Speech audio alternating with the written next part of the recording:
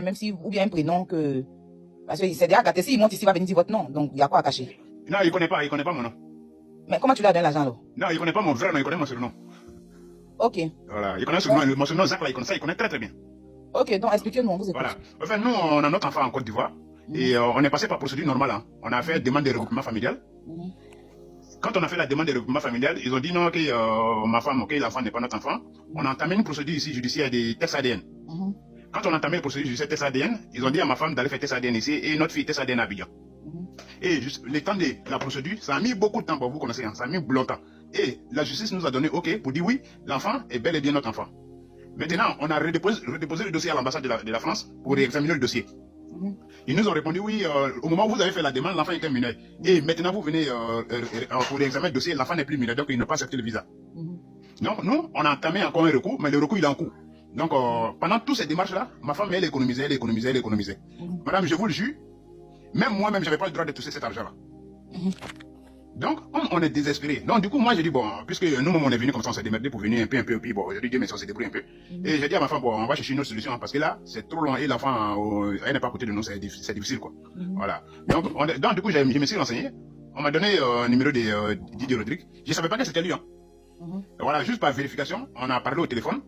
Comme la vidéo a expliqué, je ne vais pas revenir sur ça. Et non, expliquez, monsieur, expliquez. Ok, d'accord. Ok, il n'y a pas de souci. Vous ne laissez rien, il faut expliquer tout jusqu'à la fin. Ok, d'accord. Je vais tout expliquer alors. Monsieur, excusez-moi. Oui. Allô? Oui. Monsieur, quand vous avez dit on m'a donné, le on là, c'est le complice. Pardonnez, donnez les noms en même temps. On va signaler tout ça là.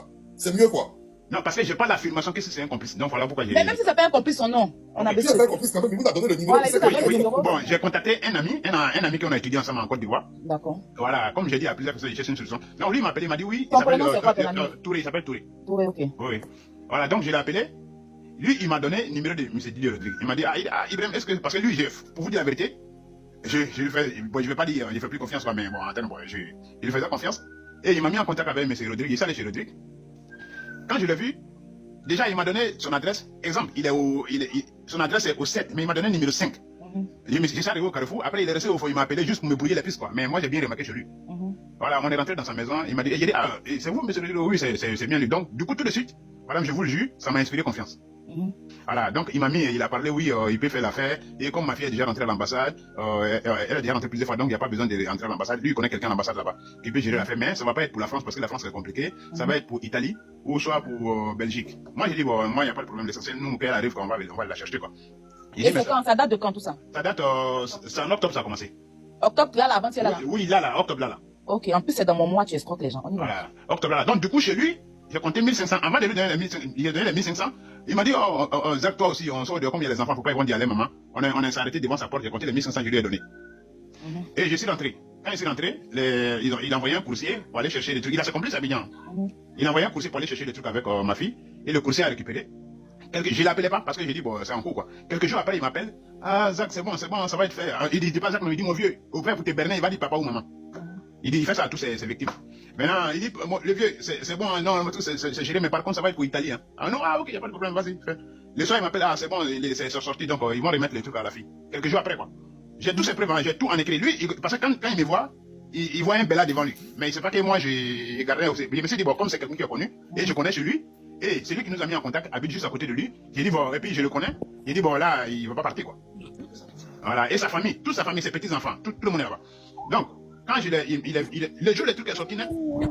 Didier Rodrigue est venu chez moi à la maison, je lui ai donné mon adresse. Il connaît très bien mon adresse, hein, même les menaces qu'il fait, il fait comme ça, il connaît chez moi. Donc, il est venu chez moi pour venir récupérer 1500 encore, ce qui fait un total de 3000 €. Et le lendemain, on a fait un dépôt sur son numéro. Maintenant, le numéro qu'on devrait faire dépôt là-dessus, ma fille a appelé sur le numéro. Quand ma fille a appelé sur le numéro ne passait pas. Donc, du coup, ma fille m'a appelé. Papa, j'appelle le numéro, mais le numéro, il passe pas. Moi, j'ai dit, bon, attends, fais pas le dépôt là-bas. Elle voulait avoir la confirmation avant de déposer là-dessus. C'était 2 millions quand même. Donc, j'ai appelé Rodrigue. Et il a dit, attends, je vais voir un autre numéro. Du coup, ils ont rallumé le téléphone où il fallait faire le dépôt là-dessus. Après, ma fille m'a appelé pour dire, oui, c'est bon, le numéro passe. Madame, je vous le jure, le numéro sur lequel on a fait le dépôt, c'est M. Rodrigue lui-même. C'est M. Rodrigue lui-même. Il a dit que c'est le gars qui gère les trucs, mais c'est Rodrigue lui-même. Donc, nous, il nous a envoyé, ma fille m'a envoyé la photo du visa, on regarde une autre exemple de visa, on voit qu'il y a un problème. Donc, nous, on l'a contacté, il a commencé à nous berner, il dit oui, la machine a mal scanné le visa, il faut lui donner le passeport, quelqu'un va passer le soir pour récupérer le passeport pour mieux checker le visa. On a dit, ok, on a donné. Puisqu'il a récupéré tout son argent, Le monsieur, il nous a fait prendre un billet. Hein. On a pris le billet. Et maintenant, le billet, la date approche. Donc, il a train de nous tourner. On a modifié le visa. Quand on a modifié le billet, on a payé 400 € en plus. En tout, le billet, ça nous a coûté 1300 €. Plus les 6 000 € qu'il a pris, du coup, ça fait 7300 €. Et plus les billets de ma femme qu'on avait pris pour aller accueillir l'enfant, qui faisait 80 €, 7380 €. Et il est en train de nous tourner. Quand on a modifié le billet pour une deuxième date, la date approche encore. Donc, du coup, je l'appelle encore pour modifier le billet. Vous savez ce qu'il a fait? Il a fait un copier-coller de notre billet. Il nous amène. Même chose identique, seulement la date a changé. Alors, vous êtes là?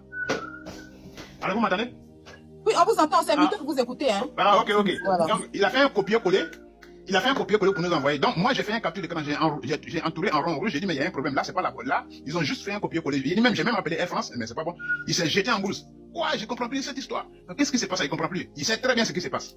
Du coup, il dit non, il va appeler le boss, que c'est le boss qui a envoyé l'un de ses petits pour aller modifier les billets. Maintenant, le lendemain, il nous a appelé, oui, le boss a chauffé les petits. Ouais, c'est les petits, il dit que non, c'est la machine qui a l'ordinateur qui a bégayé, c'est pour ça. Donc, du coup, ce qu'ils ont fait, ils sont allés à une agence pour faire juste une réservation de ce 22 décembre là. Du 22 décembre là, d'un billet, juste une réservation sans payer rien. Voilà. Donc, nous, ils nous ont envoyé ça, quoi, qu'ils ont modifié les billets. Mais nous, derrière, on sait que le billet, on a perdu 1300 €, 1380 € on a perdu, plus les 6000. Et là, je sais qu'il nous tournait en bateau, et puis son numéro passait plus. Du coup, j'ai appelé mon frère qui a essayé, qui nous a mis en contact là. On est allé chez lui. J'ai expliqué à mon frère, on est allé chez lui. Il nous a accueillis avec des bâtons au bras. Sa famille et sa belle-mère nous a accusés, quoi qu'on a agressé les enfants. Il a dit non, moi j'ai des enfants, il ne veut pas venir agresser d'autres enfants. On a 4 ans, on a 3 ici, un enfant au pays. Donc, il ne veut pas venir agresser votre enfant. Jamais. Je ne suis même pas, je suis juste venu demander, mais 6 000 €. Et votre enfant, oui, il est parti en Afrique, il a perdu son père. Il dit, mais il a perdu son père, ça ne l'a pas empêché de m'escroquer 6 000 €.